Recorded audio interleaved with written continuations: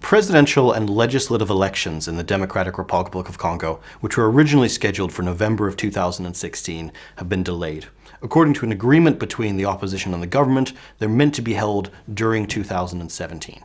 However, there are very few indications that this is going ahead, and it's more likely that elements within the ruling party who are supportive of the president are looking to amend the constitution and change it to remove term limits so that President Joseph Kabila can run for another term in the upcoming presidential election.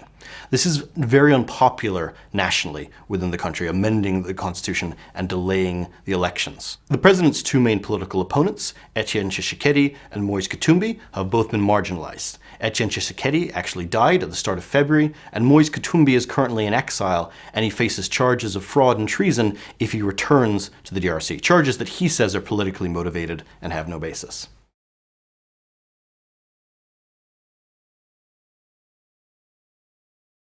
Protests during 2016 that were designed by the opposition to force President Kabila to step down at the end of his mandate failed to bring this about. What this has meant is that opposition to the president and him staying in office is increasingly taking the form of violence. Across the DRC right now, we have a constellation of locally and communitarianly based militant groups and militias who are increasingly stepping up their attacks. They are carrying out more attacks on soldiers and police officers, more thefts, more kidnappings. These groups aren't coordinated with each other and they don't work across the country, but the cumulative effect of more of them carrying out attacks, engaging in violence, and resisting the state means that nationally you have a serious degradation in the security situation. Their lack of coordination means they would struggle to threaten President Joseph Kabila, but they can still make the country a much less safe place to operate and give him much less control over the country as a whole. Even if and when elections are held, however, this won't necessarily stem violence. Many of the political candidates in the DRC on a local level are aligned with a community or with an ethnic group. And around election times and during electoral periods, this means communities get nervous. Is their candidate going to win? Is their candidate going to lose? Are they going to lose access to power and to state resources? What this means is that people become more tolerant and more supportive of their own community's militia group or militant group that's aligned with them, so you see these groups being more active. So even if elections are held, we would expect to see this violence continue until after those elections have been held and the uncertainty of who's going to win, who's going to lose has gone away.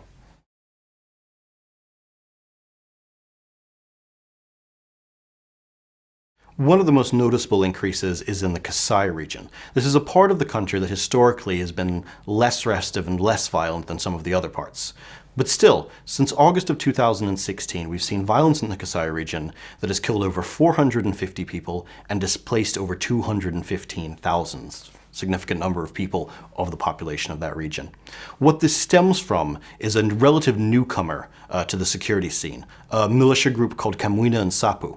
They are based around a traditional chief, and they have both local and national grievances. Their local grievance is the death of this traditional chief at the hands of security forces in August of 2016. But on a national basis, the group is very opposed to President Kabila remaining in office while elections are delayed, and they've in fact promised to drive out local and provincial authorities who are aligned with President Kabila. So far, they've engaged in attacks against soldiers, police officers, and an airport and government buildings in the Kasai region. But we have indications that some of their future targets may include assets of the Catholic Church, which they are angry against because the Catholic Church brokered an agreement between the president and the opposition, which has allowed the president to stay on longer. And there's also concern that they may target NGO and United Nations groups that are operating inside the Kasai region. There's also a risk that they'll target Congolese whose ethnic origins are from outside the Kasai. Notably, Kamwina and Sapu ambushed and beheaded, within the past week, 39 police officers who they captured on a convoy. They released 6 police officers who spoke the local Shiluba language. And what this indicates is they're approaching their violence with something of an ethnic bent to it. So there's an increased risk they will target outsiders from elsewhere in the Congo who are in the Kasai and are perceived as interfering.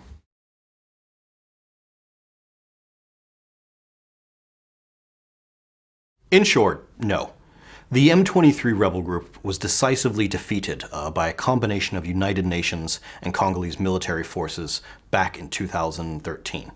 Many of the M23 fighters consequently fled into Rwanda and into Uganda out of the Congo, these two neighboring countries. However, In late 2016 and early this year, we've seen a number of former fighters of the M23 returning back from Uganda into the DRC. They're doing this both because they're frustrated with their demobilization and rehabilitation program that was meant to allow them to return to the Congo peaceably, but they're also angry at President Kabila remaining in office while elections are being delayed and giving no indications that he's going to hold elections anytime soon.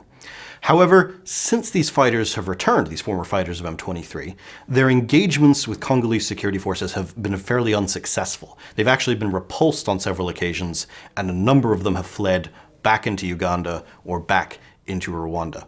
It's also very unlikely at the moment that either the Ugandan or Rwandan governments are supporting these fighters, so they're unlikely to pose really any more of a threat than a very localized one and a very small rebellion or insurgency in the area where the Uganda, Rwanda, and DRC borders intersect.